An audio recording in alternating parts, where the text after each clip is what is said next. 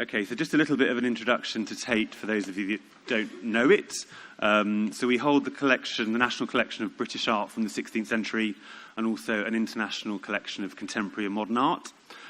We have 4 galleries in the UK, believe it or not. Most people that come to London think we have 1, and they think that actually Tate Modern is Tate, but we actually have 4 in total. 2 in London, 1 is Tate Modern, and 1 is Tate Britain, of which you can see a little bit in quite abstract form, the image behind this slide. And we have 2 regional galleries, Tate Liverpool in the north and Tate St Ives on the southwest coast. We have a series of digital platforms, as Christoph alluded to, so we have to really take pride and really focus on our social platforms, and we have a reach of over 7 million on our social platforms. So they're a really important way of us engaging with audiences. And we work with a series of national and international partners. So in relation to the previous discussion around supporting smaller organisations, we really focus on some of the smaller art galleries that exist within the UK and what's called the Plus Tate network. So we share work and we share expertise with local partners. And we also work with international partners, including the Pinacoteca in Sao Paulo. So we work with international partners too. So I'm going to talk a little bit around... does that work? Oh, brand. Brand isn't necessarily a loved word in the museum sector. I think it's fair to say, but we think it's quite an important way in which we can create a kind of dialogue with audiences. So a possible definition for branding or brand is a promise of a certain type of experience that people can expect when they come into a Tate space. A criteria by which we decide, make choices and decide what we should do and what we shouldn't do as an organisation. And for us, as we went through this branding project, a kind of North Star. So really thinking about, actually, where do we want Tate to be in 20 years' time? What does it look like? You all know this. It's not a logo, absolutely not. But actually, when we put our logo out there, we want to make sure audiences have the right associations with Tate. So just a little bit of an introduction to the kind of evolution of Tate's brand. And I was delighted to see that this image has already appeared once today. So Tate really took kind of the idea of brand seriously prior to the opening of Tate Modern in 2000. So in 1998, there was a real focus around democratising access to art. So this idea that museums aren't for the few, aren't for the elite few. We want to democratise access and encourage as many people to come into Tate galleries as possible. And this idea of look again, think again, this idea of constantly rethinking or asking audiences to think about their relationship with Tate and relationship with art. And this is the Weather Project by an artist called Olafur Eliasson, which happened in 2003. It's in our commissioned space in Turbine Hall. And I think this was a real breakthrough moment for Tate Modern. It was the first time when really a massive audiences came into the museum for the first time, engaged in contemporary art, which can be, quite tricky sometimes, and actually came and spent time there. And they were sitting on the floor and spending time in the gallery and, bringing their own lunch. I mean, we prefer for them to have bought food in the cafe, but they brought their own lunch and sat in the Turbine Hall. So that was our kind of first conception of Tate brand. And then in 2008, we wanted to look again at kind of our brand positioning. And this idea of kind of provoking dialogue about art. A big focus of Tate is to kind of tell a broader story of art. So not just a kind of Western, Northern European and Northern American story, but really global, international story. And actually how we interact with audiences, a two-way dialogue. We see with our social media platforms, people want very instant responses and want a much more levelled relationship with art galleries. So this idea of dialogue became a much more important part of our brand. But we felt that look again, think again was still really pertinent to brand. So what now? So the world's changing, as we've heard so much over the last couple of days. We're in a kind of making, can-do era. People want to be more participative and more engaged than ever before, and we continue to want a two-way dialogue. So, kind of the question of this whole conference. But what is the role of the museum? So this is something we came across as we were going through thinking about our brand, and this is something that our research agency, based in Manchester in the UK, Maurice Hargreaves McIntyre, developed for Western Australian museums. And this is really a chart that looks at the kind of evolution of museums, if you like. So at the beginning, kind of delivering kind of authoritative reference, a source of knowledge. We then moved into a position where actually it was about informing, much more about learning, much more about interpretation and understanding. We then went into a kind of stage of kind of involvement, more immersive experiences, of which there are so many examples in the museums in Rio that I've seen so far, a much more active engagement, along to kind of like a sense of community and co-creation. And then finally, this idea of empowering audiences, this idea of debate and discussion and really new perspectives. And we thought this was quite an interesting way of looking at the evolution of the role of the museum. I suppose it's important to reference that actually all of these things are codependent. You can't have empowerment and debate and discussion without being an authoritative reference. But we thought that was quite interesting. And I suppose when we were thinking about our brand, we were thinking about the local context, particularly for two of our galleries in London, this idea of public and private space, this increasingly kind of gentrified London, the fact that there are real issues with people being able to afford to live in London, for artists to be able to have studios in London is becoming increasingly difficult. So actually this idea of ownership and the role of the museum in that context was something that we were really mindful of. So in terms of our brand, we had kind of two underpinning statements. This idea that a belief that art and artists enrich our lives, helping us to understand ourselves, our past and the world. And if we believe that, which we do as an institution, then we should have an ambition to make everyone aware of the significance of art and contemporary culture and to enjoy it. That was a really important addition to this statement. We didn't have enjoyment, and actually it's quite important, and to engage with it. And from that, we developed a brand proposition statement, which is, again, this idea of judging all of our activities by this statement. So this idea of Tate as a common space to provoke debate and to activate people through art. It's a common space, so open, welcoming, owned by all. We had lots of discussions around the difference between a park and a common, and there are some significant differences that a common is a shared enterprise and a shared ownership by the community, a meeting place for the exchange of ideas, a place which should have necessarily many different levels of engagement, and a place that goes beyond access. So we go beyond inviting people into our spaces, but actually embraces participation, and also starting to question this relationship between kind of the curator, the audience, and the artist. Actually, those relationships are much different now and are much more levelled in a really interesting way. And then to provoke debate. So we've often been really good at Tate at provoking debate about art, but actually using art as a lens through which to look at society and really explore kind of social, economic and political issues. And then activating people, so creating ways for people to connect with each other as well as the art, and actually working as a platform. So we've heard quite a lot about platforms, but actually allowing ourselves to relinquish a bit of control and actually allow us to be a platform for others in our spaces. But critically, it has to be through the lens of art. So when we're developing these statements, I think if we were to remove the lens of art, Tate could really go off at a tangent. So having art as part of our statement is really critical. So what we see as part of our brand evolution is this idea of democratizing access, so allowing people to come in and essentially see the stuff, to a dialogue, to actually kind of activation through art. And that's where we see our brand in 2016. And we anticipate it will continue to evolve over time. So that's our brand. So the new Tate Modern opened earlier this year was a real kind of a real moment to kind of demonstrate our brand. And we asked if anyone's a fan of kind of 1970s British rock, probably aren't many. Peter Saville, who did all of the Joy Division album covers, designed these for us to kind of communicate the kind of the spirit of Tate Modern, if you like. But Tate Modern opened originally in 2000 to mark the millennium. It was the first time we had a significant modern and contemporary art museum in London.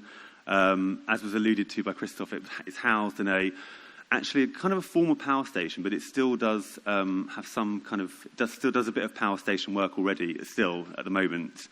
So actually this was kind of a moment for us. We were expanding the museum by 60%. So in this graphic, you can see the main power station and then this kind of pyramid structure, 10 stories high, with performance tanks at the bottom. So a really significant growth in the size of Tate Modern. When we originally built it, we anticipated 2 million visitors a year, and we were achieving often kind of in excess of 5 million visitors a year. So actually it became a really horrible experience, particularly on a Saturday. You just couldn't really see the art. So actually being able to expand it allowed us to accommodate more visitors.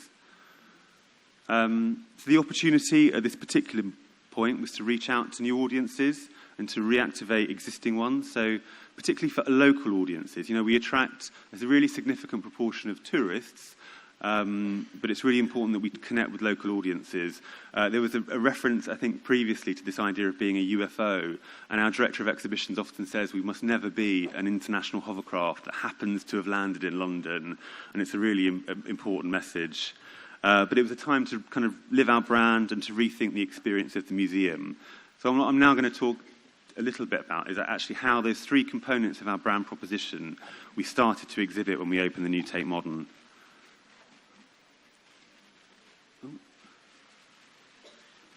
So the first thing was a really generous public realm. Our previous director of Tate Modern, Chris Durkon, spoke of the Turbine Hall as almost like a marketplace for the exchange of ideas, and it was really important when we conceived of the new museum that actually the public spaces were really generous, that you would actually want to spend time with them, that they felt warm and welcome. This perhaps isn't the best example of that, but overly generous, the anticipation that you would sit on the stairs and spend time. As Christoph mentioned, we have a viewing platform on the very top floor of Tate Modern, a spectacular 360-degree view of London, probably the best view of St Paul's Cathedral. And actually, it was really important that we made this space free. If anyone's been to London recently, there are a lot of towers going up, and you have to pay like £25 to get a really good view of the city. And actually, as part of our kind of common space proposition, it was really important this was a free space that anyone could have access to.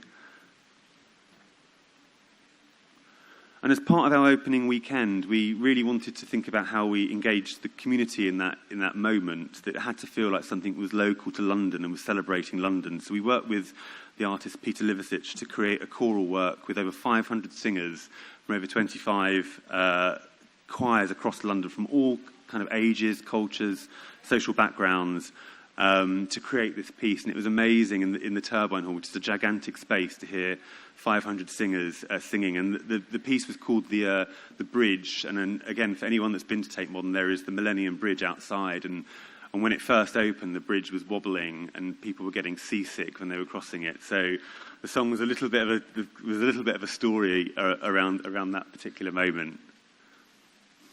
And then kids first in line. So again, this idea that Tate is for everyone, that we wanted kids to be the first people to come into the museum. So we worked with over 100 schools from every part of the UK to come and be the first people into the museum when we opened, and were the first critics. And we worked with the artists Bob and Roberta Smith, and you can see actually our director of Tate Modern, Francis Morris, and director of Tate, Nick Sirota, and it's all about protest, and they're holding a banner that says all schools should be art schools. So slightly kind of rebellious streak in our directors, but I think we could all agree with that. And then this idea of Tate Modern feeling like a common space. We have a partnership with Facebook, and they're introducing their new product, which is Facebook 360, which basically means you can look anywhere in the building. We wanted to create to broaden our audiences, to broaden the understanding of Tate Modern. So we invited different people into the gallery to kind of view the spaces, and we worked with a BMX rider, Chris Kyle, to actually BMX throughout the museum. It was some of the most stressful conversations with our curatorial team about not touching objects. And if you get a chance, have a look on Tate's Facebook page.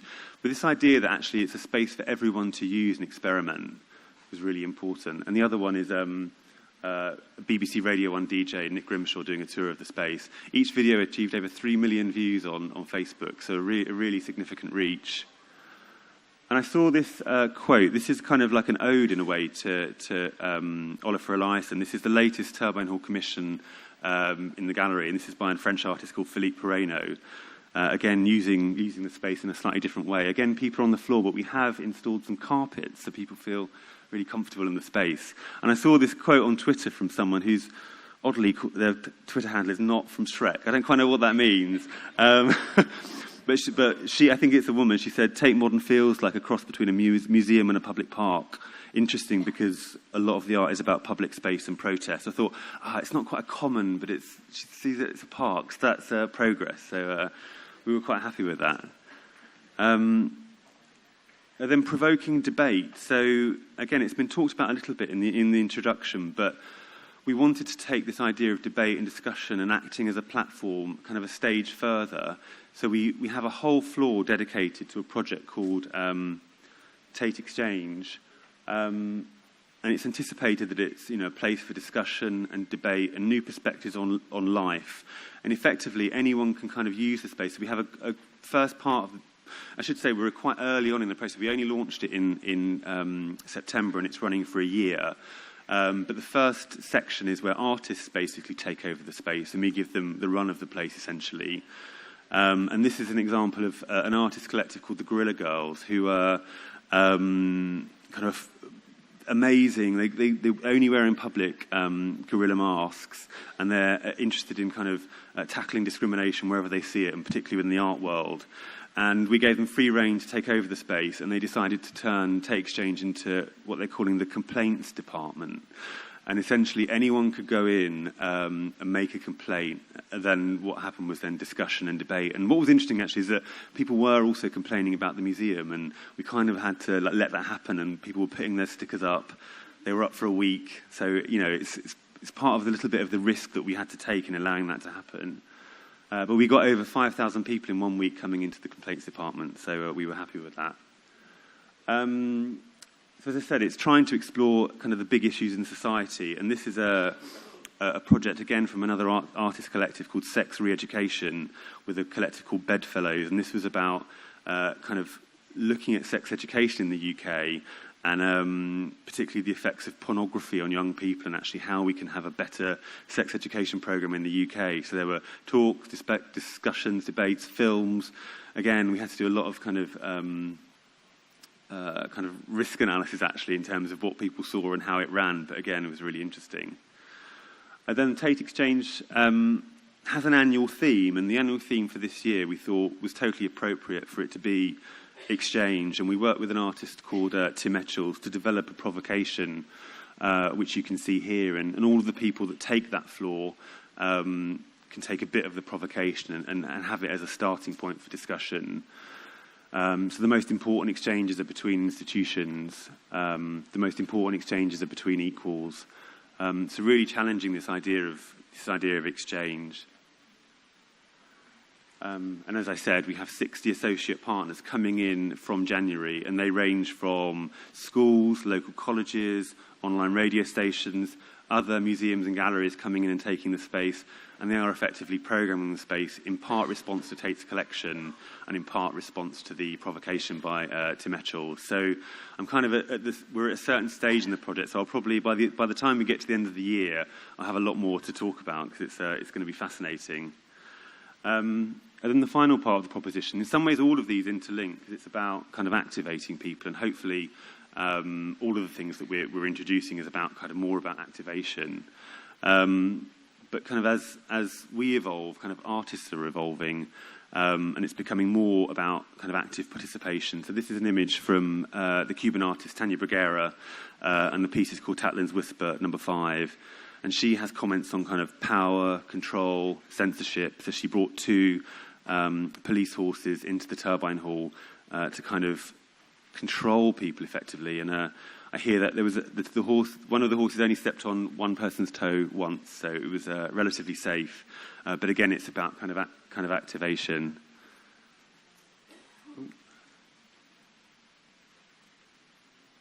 And then part of our opening weekend, and as part of our relationship with Facebook, we wanted to make sure that the space really felt democratic. So we did 10-minute talks across Tate Modern, and anyone in the institution could do a 10-minute talk to the public about a piece of work or a piece of art they were interested in, and start to have that dialogue.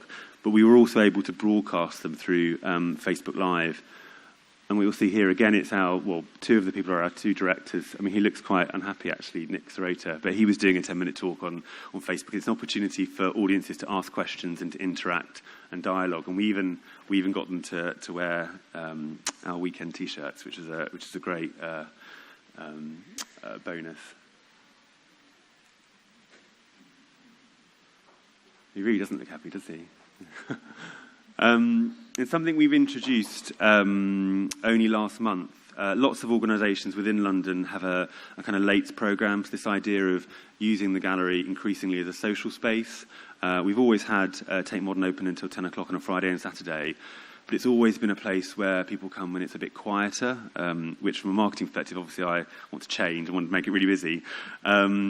But we wanted to create a late programme where we were really celebrating kind of local London talent. So we set up a partnership with a local online radio station called NTS to programme kind of the best DJs. We're not experts in doing that, so working with a partner to achieve it and bringing DJs from all over London to programme the space. We did the first one in October, and we normally get about between 3,000 and 4,000 visitors on a Friday night at Tate Modern, and we got 15,000 visitors, the majority of which were under 35, and many of which had never been into Tate Modern before. So a nice idea of kind of activating and kind of, in a way, stretching the idea of what a museum is and the role of a museum in society. This one, I think there's one final example, was just a weekend hashtag project that we collaborated with Instagram on. So when we opened Tate Modern, we obviously had this oddly, actually quite imposing building when you look at it like that.